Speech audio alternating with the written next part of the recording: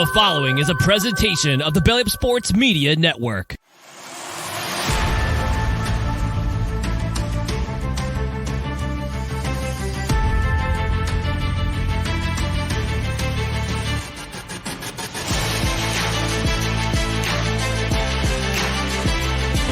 comes pressure, throws it to Eckler on the screen. He's got a block to the 10, to the 5, into the end zone. High pass.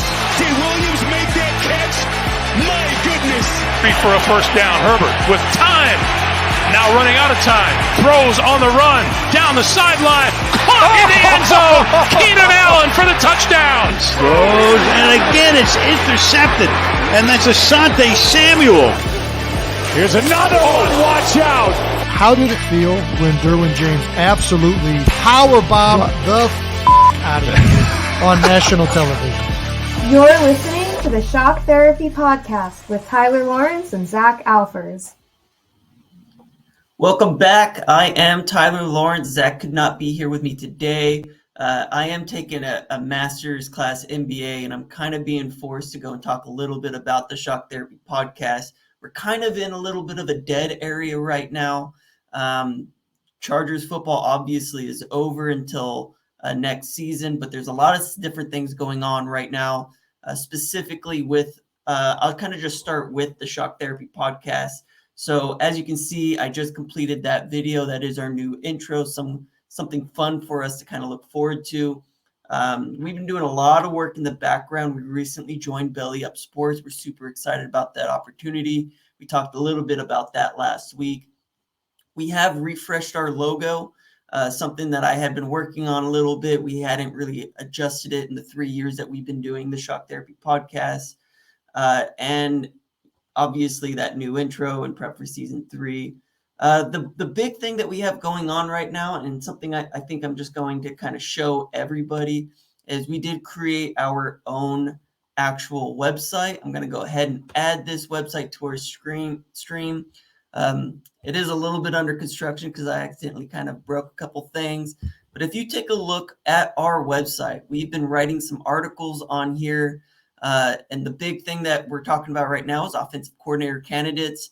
If you go over to our website, you can go and find the link by searching us on Twitter, going onto our Twitter account, clicking the link there, and it'll take you to where you can find us on Spotify, Apple Podcasts, wherever it is that you find your podcast. You can find our YouTube channel, all of our social media stuff, and this website. And if you go to this website and you go over to blog, and again, I'm sorry, this looks a little ugly right now. It is kind of back in construction. You're going to see a ton of articles that I've been writing over the last week and a half. And I want to talk a little bit about some of my favorite candidates, some of my least favorite candidates. I'm not going to take up too much of your time, but right now the Chargers are currently have interviews scheduled with Joe Brady, who is the quarterbacks coach for the Buffalo Bills, Zach Robinson, who's a quarterbacks and passing game coordinator for the Los Angeles Rams, Thomas Brown, who's been coaching, majority of his coaching career has been at the running back position.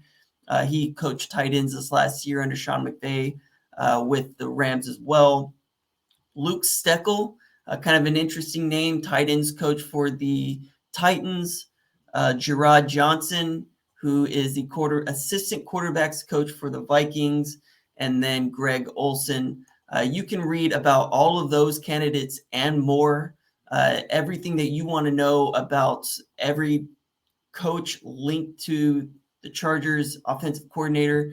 There's a whole history of everybody up on the website. And if you're going ahead and taking a look, I can tell you a little bit about my favorites currently. My favorites candidates for the offensive coordinator position is going to be Brian Johnson, who I'll bring up right here. You can go onto the website and take a look a little bit about his history. So Brian Johnson, he started his playing career in 2004 at the University of Utah.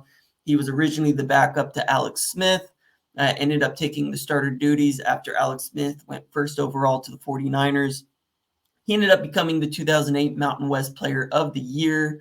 In 2008, the Utah Utes became the only undefeated team in 2008 with a 13-0 record.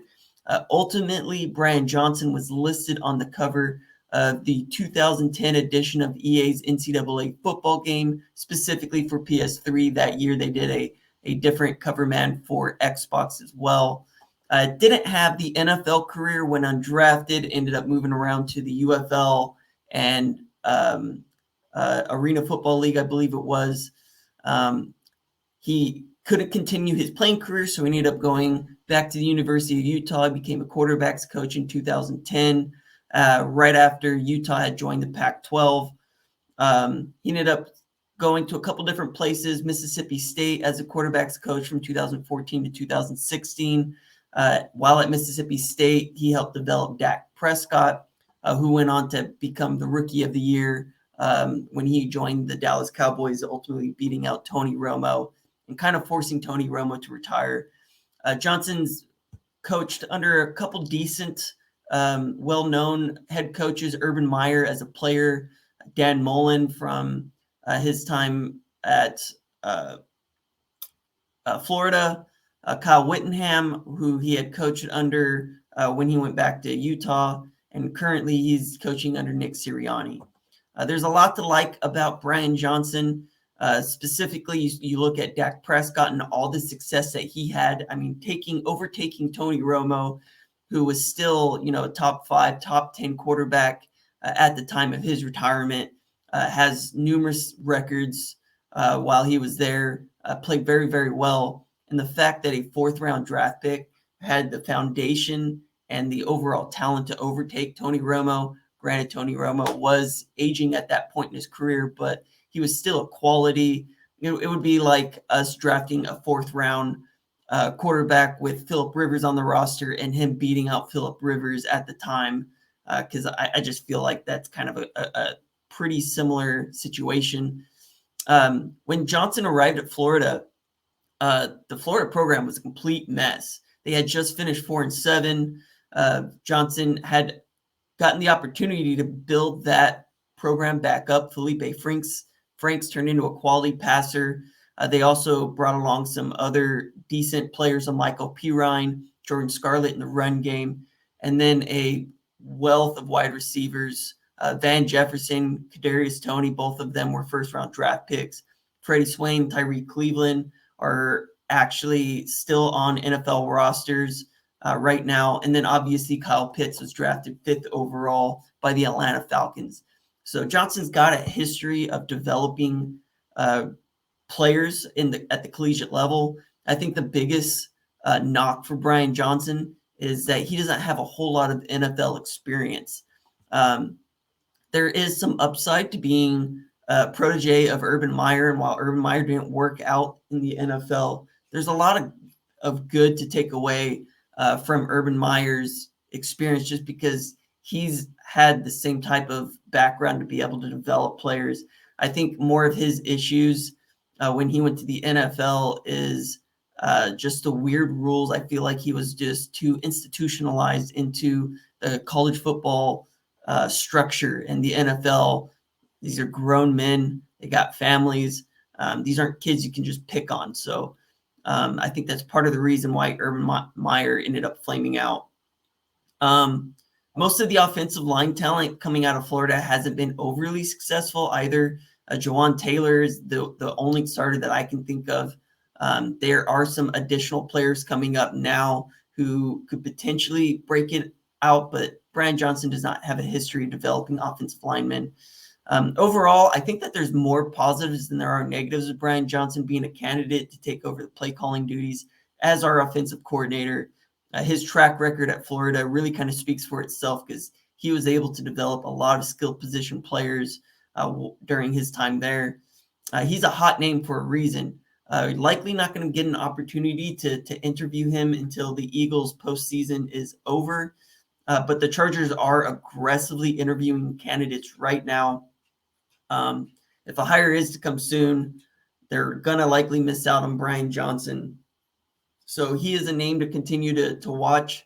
He's been talked about quite a bit about getting a potential offensive coordinator interviews after the season.